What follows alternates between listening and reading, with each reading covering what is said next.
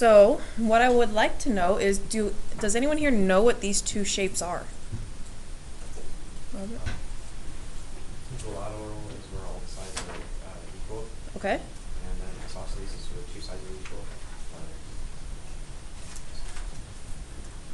I think it's two. Yeah, it's just two. Okay, so let's start with equilateral, the first one you said. Equilateral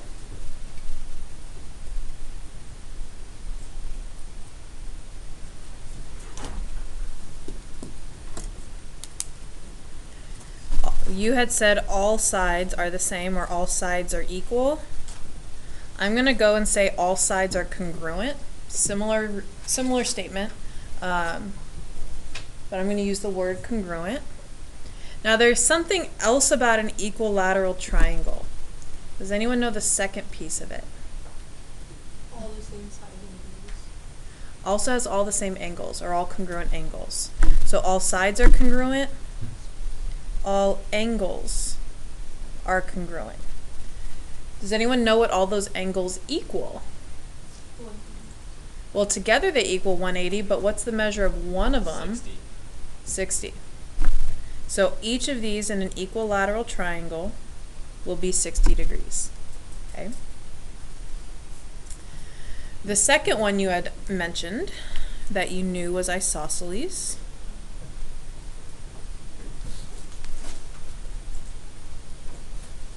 And you said it had two sides equal.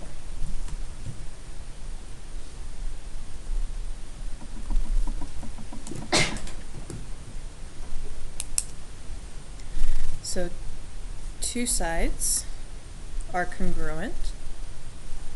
Anyone know something else that we can add to the two sides congruent? Gideon? Only two angles are congruent. We also will have two angles congruent. Which two angles? Because this is the one. This is where it starts to get a little tricky. Do you know, Gideon? It's the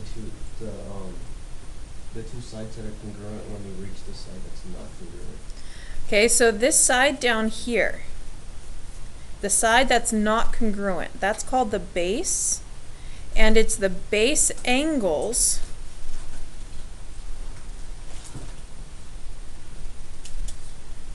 that are congruent. So these here are called the base angles.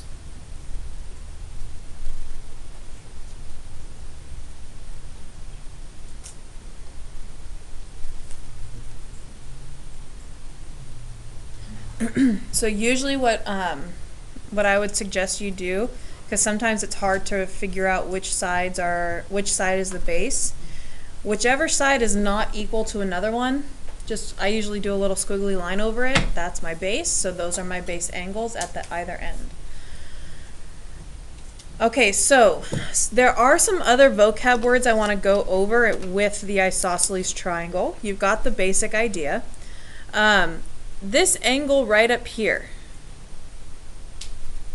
this top one, that's not a base angle. Okay, that's called a vertex angle. So we'll have vocabulary sometimes in our directions that'll say find the vertex angle. That's what it means. You're finding the one that's not necessarily equal. You're finding that third one. The other vocab is there's a name for these two sides that are congruent. The two sides that are congruent are called legs of the triangle. So the legs are congruent.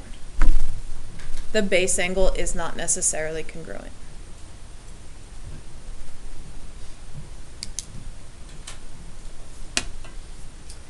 Okay, any questions so far about equilateral and isosceles triangles and what you need to know about them?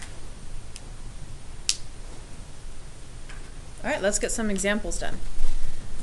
Okay, our first one here.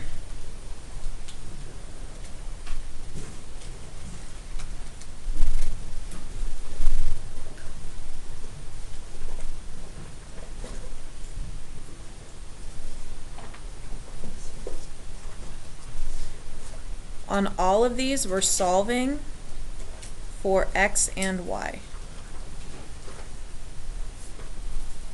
So on all of our examples, we're going to solve for x and y.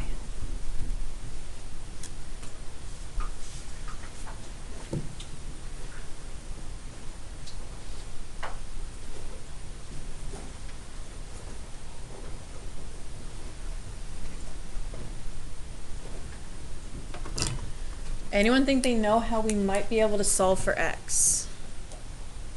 Eliana? Subtract 180, From, 30, okay, so 180 minus 30. What does that give us? x. It actually doesn't quite give us x, but you're on the right track. Wait. Chase. Let's go to Chase, and then if not, we'll go to Milk. X is another base angle, which means it's congruent to angle B, which means it's 30. Okay, so if we look at the two sides that are congruent, and I mark up the side that's not, that's my base, which means the base angles are congruent. So we can actually say, based on that x is equal to 30 because they're both base angles. But this whole idea that was presented that we do 180 minus 30, that's actually going to help us find y. Because now that we know x is 30 and this other angle is 30, how can we find y? Subtract the two 30s or subtract 60 from 180 and you'll get y. So our y value will be 120.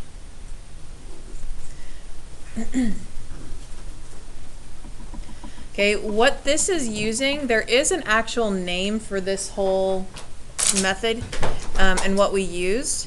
And what we used is called the isosceles triangle theorem. And what that says is pretty much what we wrote up here, that if two sides are congruent, then base angles are congruent. That's all it says. It's just a way to officially state that relationship.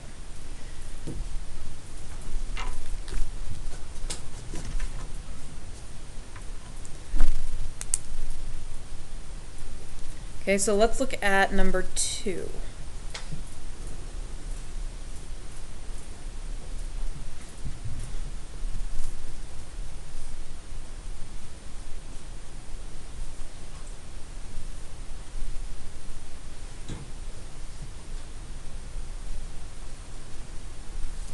And again, this one we only have an x.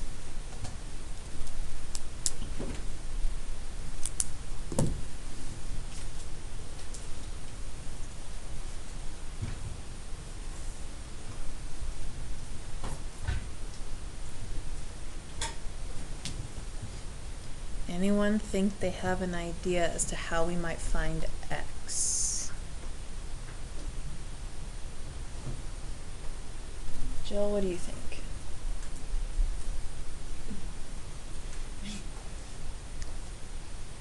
Start with, where's your base? Do we know what that is? Where the 220s are. Okay, so AC, because that's where the two angles that we know are equal, that's our base. So if you're not sure where to start with trying to figure out where's the base. So Jill, what were you saying? It would be 5, because this is the base. Okay, so because this is the base, that means it's the other two sides that have to be the same. So once you know the base, you can say that x is equal to 5. Okay, this here, because we went from angles to sides, this is what we call the converse isosceles triangle theorem. The names of these theorems aren't as important as knowing how to use them for this class. We might use them occasionally in a proof, but most of the time we use these just to know how to solve. We don't use them as very often in proofs themselves. So just so you guys have them, these are the actual names of the theorems, and really it's just, are you going from legs to angles or angles to legs? Okay, that's all converse means, is you're going backwards. Okay, so let's try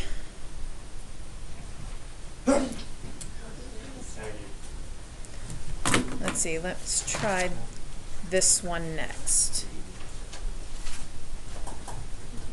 So number 3. So to draw number 3, I'm going to start by drawing a vertical line. And then I'm going to estimate where the middle is with a little mark. And then I'm going to go out from the middle out a little ways, and then I'm going to try to, on the other side, go out about that same distance. These never end up perfect, but this will get us close.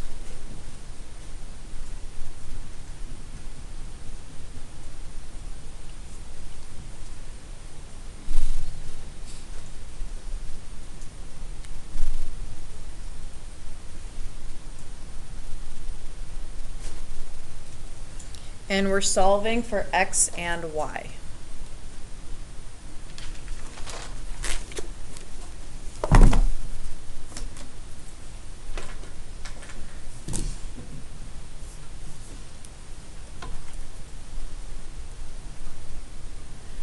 So once you have it drawn, again, start with trying to figure out where is the base. That's going to be your first thought.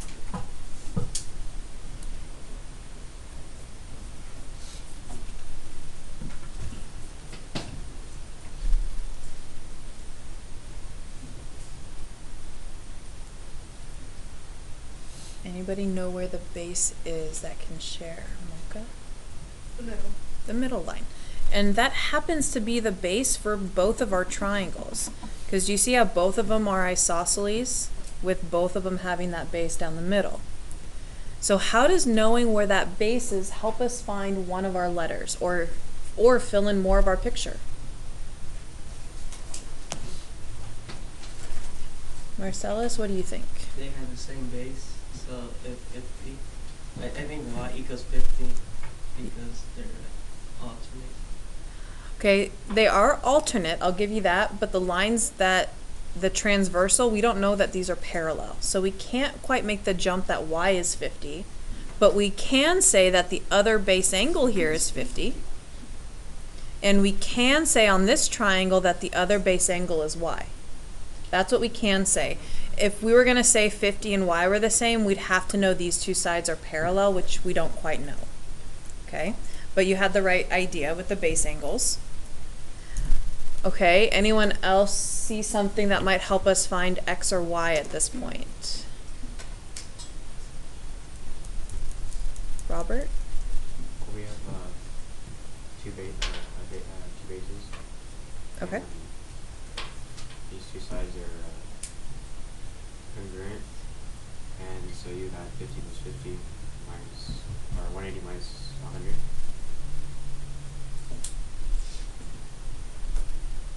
Okay. And x would be 80.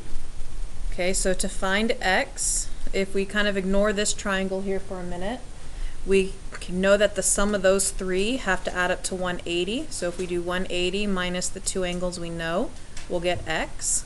Okay, so now how can we find y? So to find y, we're going to ignore this one on the left. How might we find y? Mocha? 180 minus 100 is 80 divided by 240. Okay, so we subtract the vertex angle. Now why did you divide by 2? Because there's two different angles that you can say. And they're isosceles. Because we know these two angles are the same, we know that the 80 that's left has to be divided evenly between those two, meaning y would equal 40. Another way you could think of this one is if you were to do 100 plus 2y's equals 180 and solve, that would be like the actual equation. So either you can think of it as this, think of it this way, or you can write it as the equation and solve it for y. They're the same thing. You're still minusing 100 and then dividing by 2. Okay? All right, how are we doing so far with isosceles and equilateral? Okay? Are we at least okay? Because we do have a couple of these on our quiz today that deal with isosceles and equilateral. Okay, I do want to go through 2 more to see if we can maybe get some of the okays to doing well.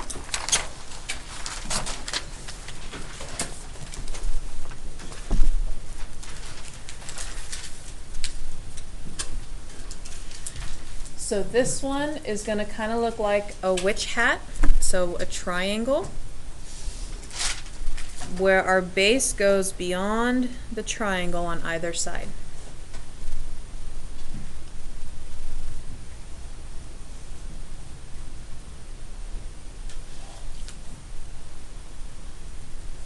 And we're still solving for x and y.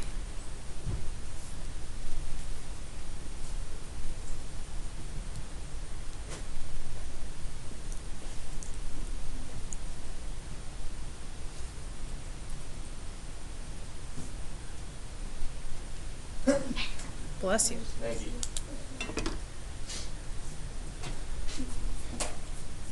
Let's see. Gustavo, what do you think? Is there something we can add to this picture, or where do we want to start?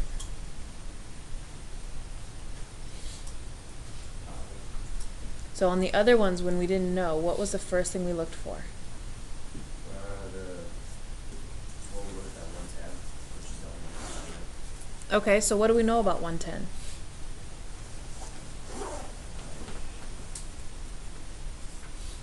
Okay, well, when we start with these, your first thing you want to look for, especially, do we even have an isosceles triangle? Oh no. We don't even have an isosceles triangle? Oh wait, never mind yet. Yeah, how do we know it's isosceles? It's a triangle. Not all triangles are isosceles. What marks tell us it's isosceles? The 1, 2 on top. These two lines right here, those tell us isosceles. So whenever we have an isosceles triangle, we start with identifying the base. So where's the base? 110. That's an angle. The base is a side. The X. The x is the vertex. The Y. The y is another angle. Your base is the side that's not congruent. Okay? Your base is always the other side. So you have your two congruent ones. Your base is the other. If you don't know where to start, always start with finding the base. Okay? Write that down so you have that written in your notes. If you don't know where to start, start with finding the base. Okay, so Rosemary, what do you think we can do from here?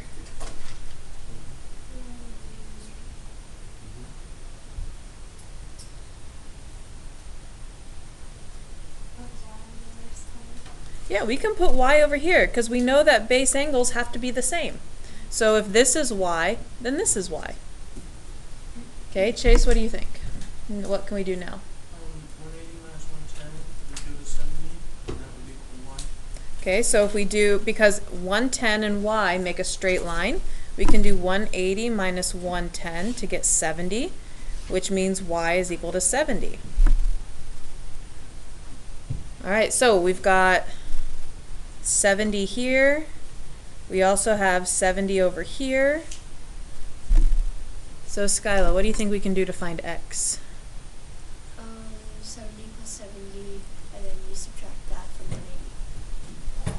So that's 140. So 180 minus 140 is 40. So that would be our x.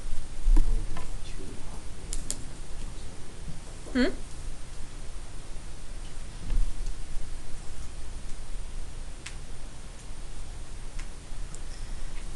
Okay, so let's try one more.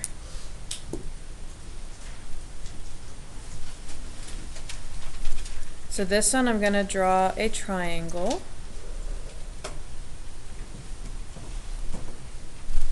That's 40. That's 100.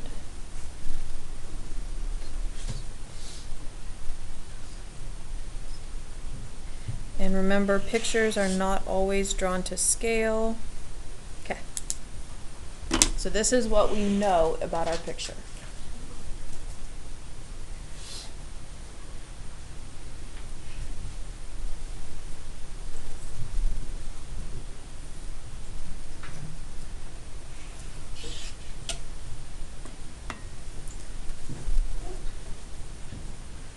So where do we start with these kind of triangles? Do we know if it's isosceles yet? We know nothing about this being isosceles because we don't have any markings to say sides are congruent, and right now we don't know if two angles are congruent or not. Robert, Starting the outside, what would we do with the outside? we add them all together and equal 180. But that's inside angles equal 180, not the sides. Samantha, what do you think? Add 140 and subtract that from 180. So start by, on this one, we're going to find the missing angle. Let's find this right here. Whoops, plus 40 is 140. And so we minus 140 and we get 40. So now, bless you, now that we know that angle is 40, is this an isosceles triangle? Yeah. Yeah. Okay, so where's the base? The top. 7x + 2. So I'm going to make my marking, that's the base. So which two sides have to be equal? 2x + 7,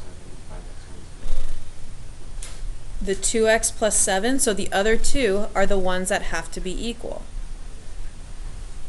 So now we can solve for x. So in this problem, you were given more information than you needed. On your assignment, you're going to have problems that give you extra information, so we need to kind of learn how to ignore some information and only use what we need.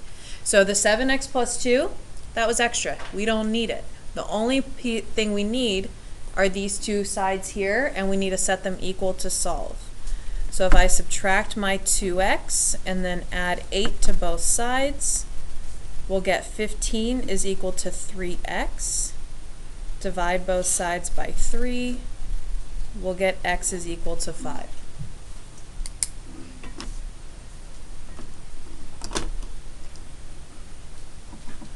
Yes, Chase? Can you do some of these, like if there's just numbers on the outside, can you do a squared plus b squared equals c squared?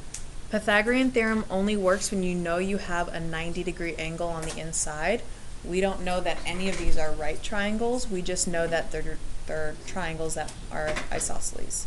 So Pythagorean theorem, we have to know right angles. Okay.